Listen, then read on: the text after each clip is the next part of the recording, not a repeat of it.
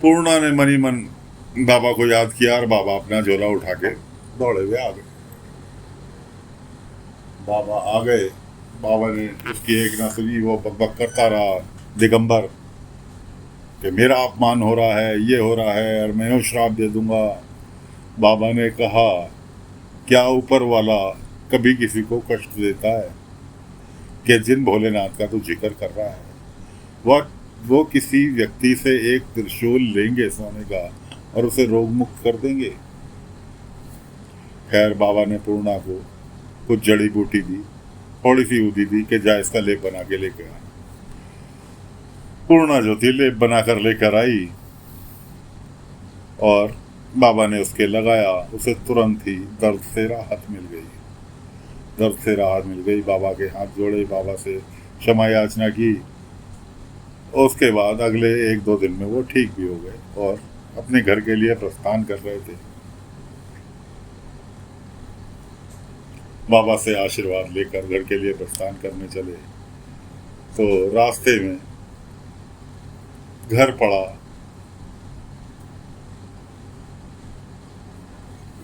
मोहन का, यानी कि गंगाधर जी के का घर पड़ा। मोहन बाहर ही खड़ा था। उसको देखकर तीनों रुक गए और दिगंबर की पूरी दास्तान उसे सुनाई कि ऐसे ऐसे प्रेरणा पूर्णा ने मदद की, साईं आए, साईं ने दर्द से छुटकारा दिलाया। खैर उसने वो लोग तो चले गए। मोहन जो था पूर्णा को ढूंढने के लिए निकल लिया कि उसका धन्यवाद तो करूं कि मेरा एक सहयोगी तो और मिला जो दिगंबर की खिलाफत करने वाला है, चल के धन्यवाद करूं। उधर गांव में 2 व्यक्ति एक कटघरा खींचते हुए लेकर आ रहे थे। पूर्णा और उसके पिता किसी के फूल देने जा रहे थे। रास्ते में मिले, कहने लगे साईं कहाँ मिलेंगे? उन्होंने कहा देखो हम तुम्हें साईं के पास ले चलते, लेकिन इस वक्त हम फूल देने कहीं जा रहे हैं। सीधे चले जाओ, शिरडी कोई रास्ता जाता है और वहाँ किसी से ही पूछ लेना द्वारका माई कहाँ है, वहीं पर साईं मिले। उस कटघड़े के अंदर जो था बाघ था। वो बाघ का तमाशा दिखा दिखा के पेट अपना जीवन व्यापन चलाते थे और बाघ बीमार था, इसलिए साईं के पास लेकर आ रहे थे। खैर वो लोग शिरडी पहुंचे। एक दो जनों से पूछते हुए शिरडी पहुंचे। उसके बाद शिरडी जाकर रुके। कहने लगे यहाँ पूछते हैं द्वारका माई किधर है। एक घर में पूछा कि माई द्वारका माई किधर है? कि ये सीधे चले जाओ। मैं कहा थोड़ा पानी मिलेगा? मैं कहा चलो अभी लाई। वो पानी पीने में लगे, इतने में 2 बच्चे शिरडी के ही खेलते हुए वहाँ आए कि इसमें कटघड़े में क्या है, देखते हैं। कटघड़े के पीछे पहुंचे। उधर बाबा सब तमाशा देख रहे थे द्वारका माई में बैठे हुए। बाबा ने कहा रुको मत खोलना इसे, लेकिन बाबा की कौन सुन रहा है। उन्होंने उसकी कुंडी खोल दी। उसकी कुंडी खोलनी थी कि बाघ जो था निकल के पिंजड़े से बाहर। पिंजड़े से बाहर और बाघ की शक्ल देखते के साथ ही बच्चे भाग लिए। उधर से बाबा अपने द्वारका माई से भागे बाघ को रोकने के लिए। जो भी मिलता उससे कहते कि घर में जाओ, अपने घर में जाओ, अपने घर में। बाहर कोई नहीं, खिड़की दरवाजे बंद कर लो। अब वो 2 बच्चे भाग रहे थे। इधर पूर्णा भी वापस लौट कर आई तो उसने देखा गांव के अंदर बिल्कुल सन्नाटा। उसने कहा क्या बात, गांव में कोई नजर नहीं आ रहा। इतने में उसे दिखाई दिया बाघ। उधर वो मोहन ढूंढता हुआ पूर्णा को आ रहा था। उसे पूर्णा दिखाई दी और साथ में बाघ दिखाई दिया। तो बाघ ने जैसे ही पूर्णा के ऊपर छलांग लगाई, वैसे ही मोहन ने उसे बचा लिया। उसके बाद जब बाघ ने दोबारा छलांग लगाने की कोशिश की इन दोनों के ऊपर, तो बीच में बाबा आ गए। इतने बाबा वहां पहुंच गए। बाबा ने इन दोनों बच्चों को पीछे किया और खुद बाघ के सामने खड़े हो गए। अब बाघ पहले तो दहाड़ता रहा, उसके बाद धीरे धीरे धीरे धीरे शांत हो गया। बाबा ने कहा मैं तुम्हारी पीड़ा को समझता हूँ, तुम बहुत बीमार हो, दर्द हो रहा है, लेकिन इन लोगों का क्या कसूर है? अपना क्रोध शांत करो। इस तरह से बाबा उससे बात कर रहे थे। इधर दिगंबर भी खुशियां मना रहा था कि अब फकीर आया बाघ के कब्जे में, अब बाघ उसे फकीर को मार देगा। सब लोग तमाशा देखने के लिए। उधर पाटिल जी ने सुना कि साईं ऐसे ऐसे बाघ के सामने खड़े हैं। पाटिल जी भागते हुए आए। बाबा ने सबको हाथ से रोक दिया और थोड़ी देर में पता क्या चला कि बाघ बिल्कुल शांत होकर बैठ गया और बाबा के सामने लेट गया, और लेटते के साथ ही उसने अपने प्राण त्याग दिए। बाबा ने उसके जो दो व्यक्ति थे जो उसे लेकर आ रहे थे वो भी वहाँ पहुँच गए थे। उसके पीछे दौड़ते बाबा ने कहा, ये तो राम जी के पास गया, इसकी आत्मा को राम जी शांति दे। अब इसके पार्थिव शरीर को आप ले जाओ और इसे कहीं जंगल में दफना करो। इधर मोहन पूर्णा के बीच में ऐसा लगा हो गया कि मोहन ने अपने जाके अपने पिताजी से कहा, गंगाधर जी से,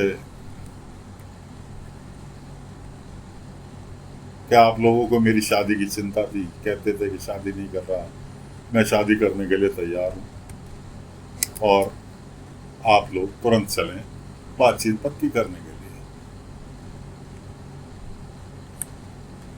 वो कहने लगे, दिगंबर वहीं बैठे हुए थे। वो कहने लगे, गुरुजी अच्छी सी लड़की देखकर बताओ। उन्होंने कहा, गुरुजी की बस की नहीं है लड़की देखनी, लड़की मैंने देख ली है, आप लोग दोनों जने तैयार हो जाओ और बातचीत पक्की करने चलो। गुरुजी इससे पहले टांगड़ा थे। उसने कहा, गुरुजी तो हमारे साथ चलेंगे, बिना गुरुजी के तो आप लोग हाँ ना में जवाब नहीं देंगे, इसलिए गुरुजी को भी साथ ले चलो। खैर जी, ये सब लोग पहुंच गए पूर्णा के घर उसके पिता से हाथ बांधने।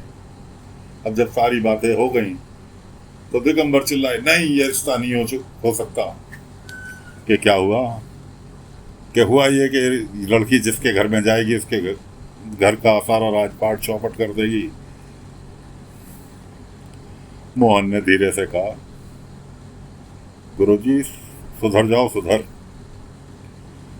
उसके बाद मोहन कहने लगा, गुरुजी आप तो अंतर्यामी है, डायरेक्ट भगवान से बात कर लेते हैं, क्या इसका तोड़ नहीं है आपके पास? भगवान से बात करो, भगवान से बात करके बताओ कि इसका तोड़ क्या है, कौन सी पूजा करोगे तो ये लड़की शुभ हो जाएगी हमारे घर के लिए।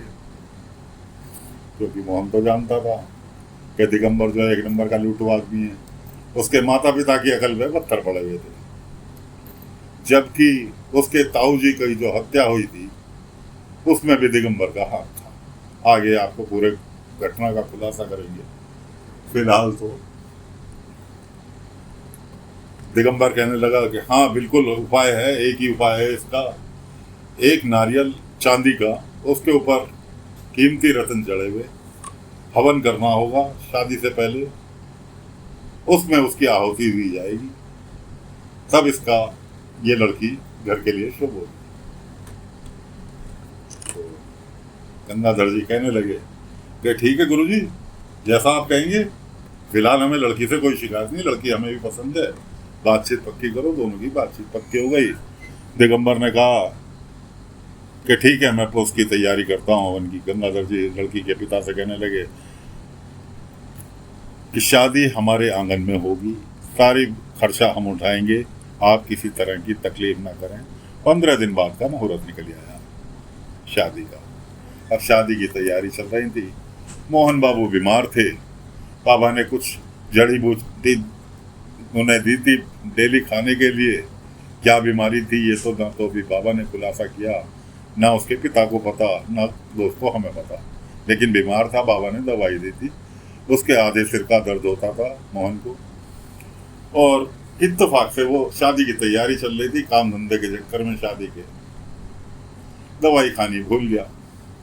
अब बाबा रात को बैठे हुए विचार कर रहे थे, उन्हें दिखाई दिया कि आज मोहन ने दवाई नहीं खाई। वो तुरंत भागते हुए उसके घर पहुंचे।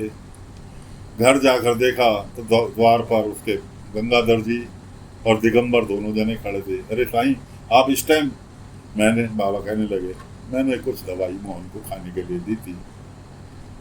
दवाई दी थी? कि हाँ दवाई दी थी, और उसे उठाओ, उठाने के लिए आया हूँ, सो गया है तो उठा लो और उसको तुरंत दवाई खिलाओ। दिगंबर बीच में बोला, अरे आप चिंता नहीं करो। तो इतने में गंगाधर जी कहते, अरे आप कहीं आप आराम से जाओ, मैं दवाई उठा के खिलाए। बाबा तो चले गए किस्मत आके, कोई बात नहीं भाई, कोई किसी बच्चे का बाप अगर खुद कह रहा है कि हाँ मैं जिम्मेवारी लेता हूँ खिलाने की, तो खिला देगा। दिगंबर और गंगाधर जी दोनों पहुंचे मोहन के कमरे में। देखा तो दवाई की जो पात्र था जिसमें बाबा ने दवाई रख के दी थी, वो वहीं उसके बिस्तर पे पड़ा था। थकान के कारण या तबीयत खराब के कारण वो खाना भूल गया था। उस पात्र को दिगंबर ने कहा उठाकर बाहर फेंको, ये फकीर वश में कर रहा है, पूरा गांव वश में कर रखा है। देखा नहीं आपने, आपका बेटा आपकी अब कम सुनता है, पलट के जवाब देता है पूरा, फेंक दो इसे बाहर। भाई गंगाधर जी तो उसके परम भक्त थे दिगंबर के, उन्होंने अपने गुरुजी की बात मानी और उसे दवाई को, जड़ी बूटी जो बाबा ने दे रखी थी, उठाकर बाहर फेंक दी।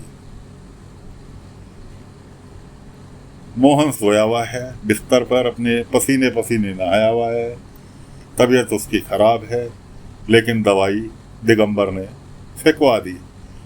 बाबा वापस द्वारका माई पहुंच चुके। अब दोस्तों आगे क्या होता है अगले अंक में लेकर फिर हाजिर होंगे। फिलहाल कथा को यहाँ पर विराम देते हैं, अगले अंक में आपसे फिर मिलेंगे। आज्ञा दीजिए। ओम साई राम, ओम साई राम, ओम साई राम।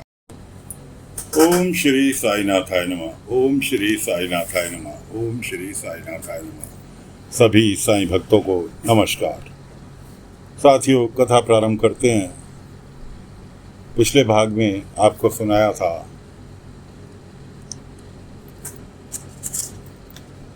कि गंगाधर जी के घर का मुहूर्त हो गया और सोने का नींबू और सोने की हरी मिर्च